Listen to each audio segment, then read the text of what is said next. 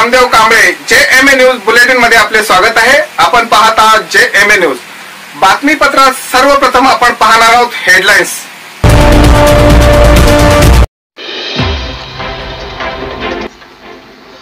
ओमिक्रॉनमुळे भारतात पुन्हा लॉकडाऊन लागणार, केंद्राकडून मिळाले हे उत्तर। विमान प्रवासासाठी राज्याच्या नव्या गाईडलाईन्स, विदेशी प्रवाशासाठी नियम कडक। दक्षिण आफ्रिकेत क्रिकेटपटूंना कोरोना सामन्यावर स्थगिती, भारताचा दौरा संकटात। मंत्र्याच्या गावात तणाव, पोलीस आंदोलकांमध्ये झटापट, गाड्यांच्या काचा फोडल्या। सलमानच्या कुटुंबियांना नाही, कतरिना विकेच्या लग्नाचं आमंत्रण।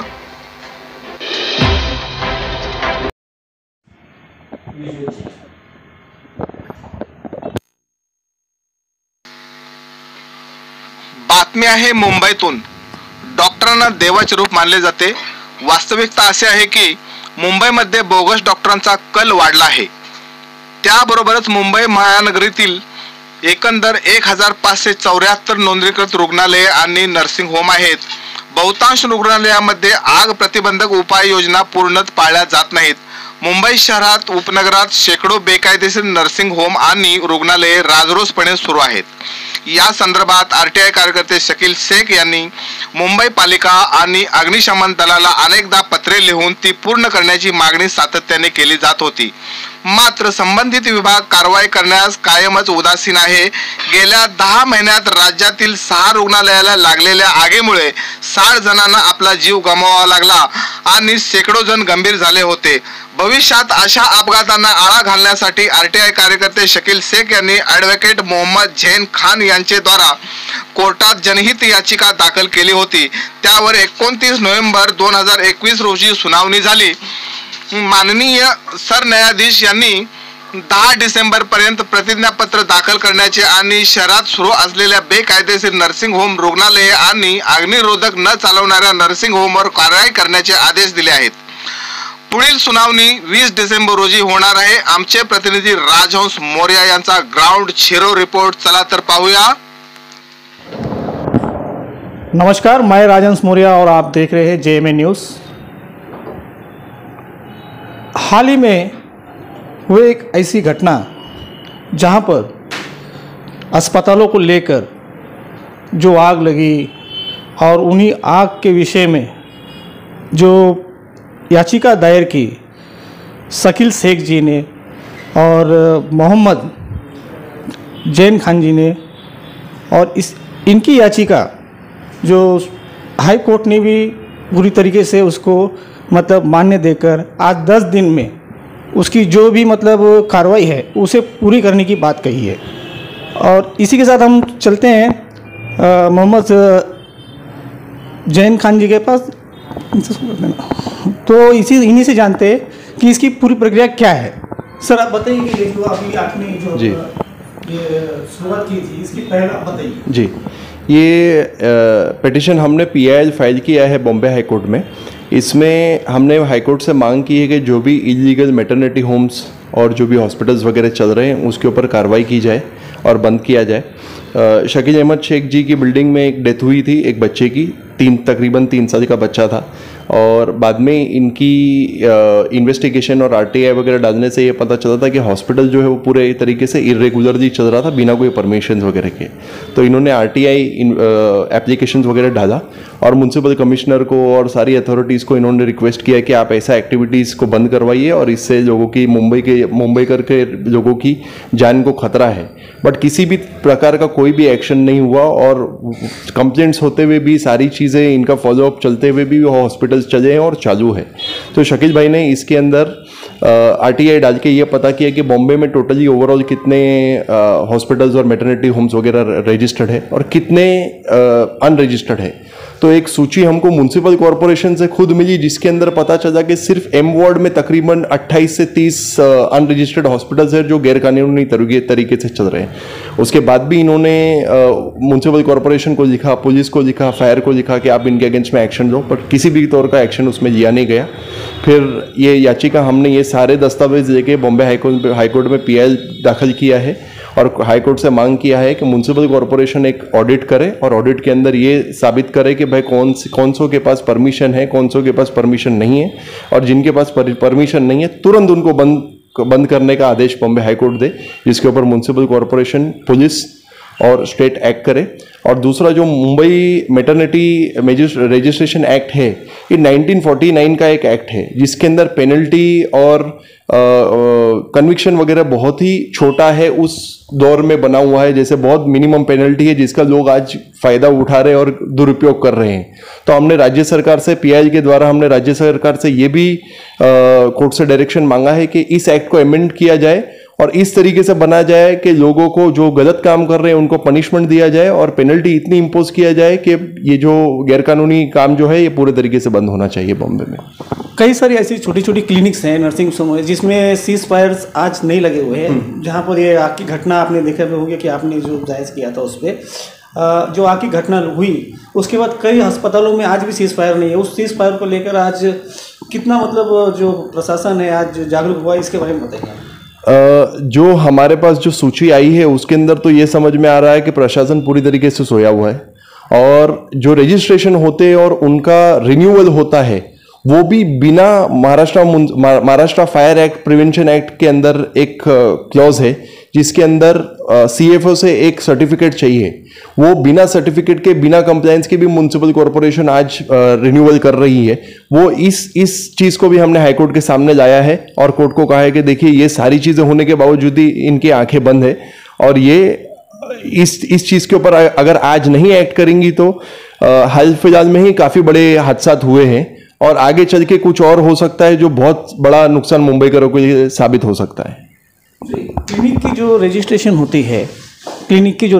होती है उस रजिस्ट्रेशन को भी लेकर काफ़ी सारे अगर देखा जाए तो कहीं ना कहीं उसके गलत नाजायज़ फ़ायदे भी उठाए जाते हैं, जहाँ पर कहीं ना कहीं अगर देखा जाए तो उसका सही तरीके से जो उसके लिए कानून लाना चाहिए वो कानून का आज कहीं ना कहीं देखा जाए तो गलत फ़ायदा उठा रहे हैं। और वो अस्पताल, क्लिनिक हो या अस्पताल हो, नर्सिंग होम हो, ये सारी चीज़ें अगर देखा जाए कहीं ना कहीं गलती हो रहा है, तो इसके लिए कुछ नया कानून को मतलब रखने का कुछ, जैसे हमारी जो नॉलेज है क्लिनिक्स वगैरह तो है, जो जितने बॉम्बे में क्लिनिक्स है सारों में डॉक्टर्स हैं और उनके पास मेरे हिसाब से उनके पास प्रॉपर स्टाफ वगैरह है और उसके अंदर कोई बड़ा सर्जरी वगैरह का काम नहीं होता है। लेकिन जो ये हॉस्पिटल्स है इनके पास प्रॉपर कोई फॉर्मेलिटी नहीं है, जैसे हमने हमारी सूची से पता किया गया कि भाई फॉर्मेलिटी नहीं है, कंप्लायंसेस नहीं है, रजिस्ट्रेशन नहीं है और कुछ ड्रॉबैक्स और फ्लॉज रजिस्ट्रेशन एक्ट के अंदर भी है।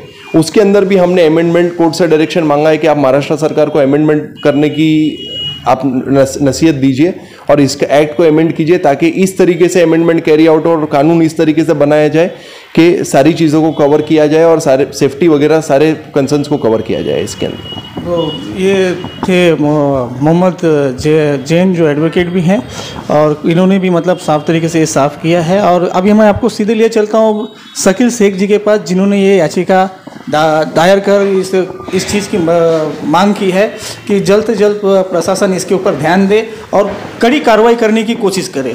शकील शेख जी, जैसे कि हमने भी देखा कि आपके द्वारा जो दिया गया याचिका, इसके ऊपर जल्द ही मतलब कोर्ट ने भी निर्देश दे दिया है कि 10 दिन के अंदर आप जांच पड़ताल कर रिपोर्ट पेश करें। आप बताइए इसके बारे में क्या कहना चाहिए। देखिए, कोर्ट ने तो कहीं ना कहीं जो एक पॉजिटिव चीज़ें लेके डायरेक्शन तो दिया है, तो हम भी कह सकते हैं कि लड़ाई की जो पहली जीत हुई है, क्योंकि इसमें बहुत बड़ी लड़ाई है। क्योंकि आप देख सकते हैं जहाँ आज मेडिकल हो गया, ये फील्ड जो है कहीं ना कहीं पैसा कमाने वाला फील्ड हो गया है। डॉक्टर्स है जिनके पास प्रॉपर डिग्री नहीं है, जिसके पास प्रॉपर लाइसेंस नहीं, वो भी आजकल ये फील्ड में है, बड़े बड़े अस्पताल चला रहे हैं। यहाँ तक कि जो कानून दिया गया उसको ताक पे रख के इस तरह के इनलीगल एक्टिविटी की जा रही है। जैसे कि हमारे एडवोकेट साहब ने कहा कि जो बॉम्बे नर्सिंग होम एक्ट के अंदर जो प्रोविजन दिया है, तो उसके अंदर जो प्रोविजन दिया गया, जो नियम बनाया गया, उसको भी अनदेखा करके कई ऐसे अस्पतालों को रजिस्ट्रेशन दिया गया जो धड़ल्ले से चल रहे हैं। जबकि रजिस्ट्रेशन के टाइम पे ऐसा है कि जो इमारत में अस्पताल खोला जाएगा उसकी वैधता को लेके, मतलब वो लीगल है स्ट्रक्चर, उसका इनलीगल, उसके बारे में होना चाहिए। यहाँ तक कि चेंज ऑफ यूजर, मतलब वो जगह जो यूज की जा रही है सिर्फ अस्पताल के लिए यूज की जा रही है, ये भी प्रावधान है। लेकिन होता क्या है कि इनलीगल अस्पताल है, उनको परमिशन दे दिया जा रहा है, बिना फायर कॉम्प्लेंस के कर दिया जा रहा है कि अगर आग लगती है तो जो मरीज है 100% वहाँ पे उनकी जान जाने की संभावना बनी रहती है। जो मैं जिस वार्ड में रहता हूँ, गोंडी एम ईस्ट वार्ड में, वहाँ पे जो 30 से 40 अस्पतालों को लाइसेंस दिया गया है, सब ज़्यादातर अस्पताल है झोपड़ों में चल रहे हैं जो ग्राउंड +2 की है। और जबकि बॉम्बे के अंदर जो झोपड़ों की वैधता है ज़्यादा से ज़्यादा 14 फीट की हाइट की है, लेकिन ग्राउंड प्लस 3-3 माले की इमारतें बनाई गई जिसमें रह रहे हैं और देखेंगे बहुत सक्रिय इमारतें रहती है। अगर उन अस्पतालों में आग लगती है तो ज़्यादा से ज़्यादा नुकसान होने की संभावना है। तो इन सब चीज़ों को भी ताक पर रखा गया। मेरे सामने ऐसे भी आरटीएमए के डॉक्यूमेंट मिले कि लाइसेंस पहले दे दिया गया था, ना तो उनके पास पार्किंग फैसिलिटी थी एम्बुलेंस के लिए, ना तो उनका चेंज ऑफ यूजर बराबर था, ना जो स्ट्रक्चर वो भी लीगल नहीं था, लेकिन फिर भी उनको लाइसेंस दिया गया था। और अभी के जो अधिकारी हैं वो भी इसको रिन्यू करे सिर्फ एक अंडरटेकन देने पे, वो एक हलफनामा डॉक्टर के सामने पेश करते हैं कि हम आने वाले दिनों में सब कॉम्प्लायंस पूरी कर लेंगे, तो उस पर रिन्यू कर दिया जाता है। लेकिन आप देखेंगे कई सालों से इसी तरह चल रहा है, जबकि महानगर पालिका को चाहिए, उनके अधिकारियों भी चाहिए कि आप कोई तो लिमिटेशन रखो। अगर सीमा के अंदर अगर जो अधिकारी हैं, जो लाइसेंस धारक हैं, अगर लाइसेंस के जो फॉर्मेलिटीज है, जो नियम है, उसको कॉम्प्लायंस नहीं करते हो तो लाइसेंस को तुरंत रद्द करना चाहिए।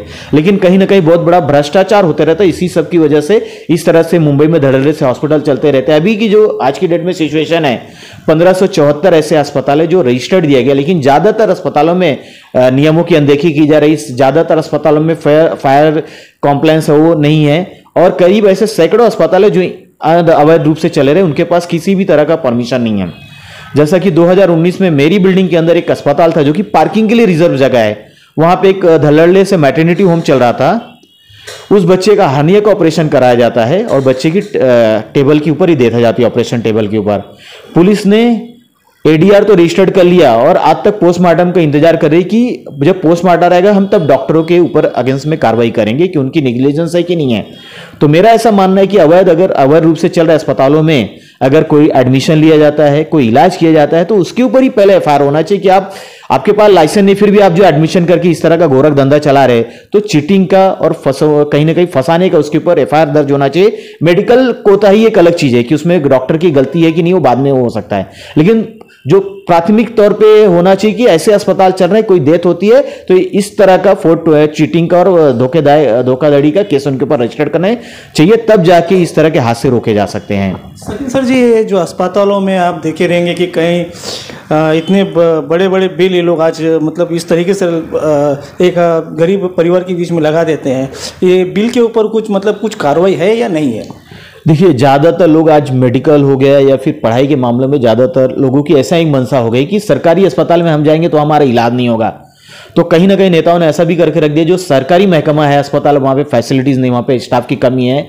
तो इसी वजह से जो आम आदमी है इस छोटे अस्पतालों में जाता है, लेकिन वहाँ भी आप जाएंगे तो वहाँ भी किसी तरह की कोई सहूलियत नहीं मिलती है। वहाँ पे भी इनके अलग अलग चार्जेस है, बहुत से चार्जेस है। आप देखेंगे स्पेशल वार्ड के लिए डॉक्टर का चार्जेस अलग रहता है उनका विजिट का, जबकि नॉर्मल आप वार्ड में जाएंगे तो वही से रहता। तो मेरा कहना यह है कि जब डॉक्टर वही है, अगर विजिट करा तो वहाँ पे चार्जेस कैसा बढ़ जाता है अलग से। हाँ, डॉक्टर अगर वहाँ कोई अलग डॉक्टर आ रहा है तो उसके चार्जेस अलग हो सकते हैं जनरल वार्ड में, स्पेशल वार्ड में। जबकि वही डॉक्टर जाएगा वहाँ पे नॉर्मली जो है 20 से 30% का इजाफा हो जाता है। तो सरकार को चाहिए कि ऐसे सब चीजों में भी एक आम आदमी इसके लिए कहाँ न्याय मांगे ये चीज के लिए?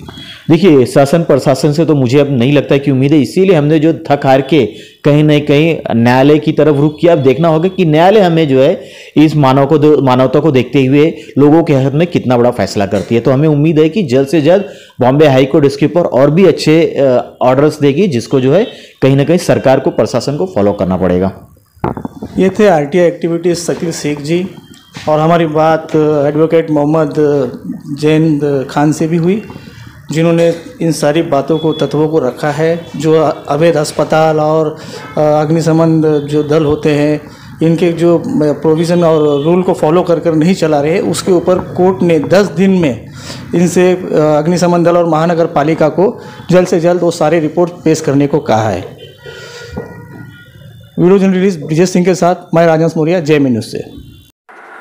बातम्या पाहण्यासाठी आमच्या चॅनलला लाईक करा, शेअर करा, सबस्क्राईब करा, बेल आयकॉन प्रेस करा आणि सर्वप्रथम नोटिफिकेशन पहा तुमच्या मोबाईलवर।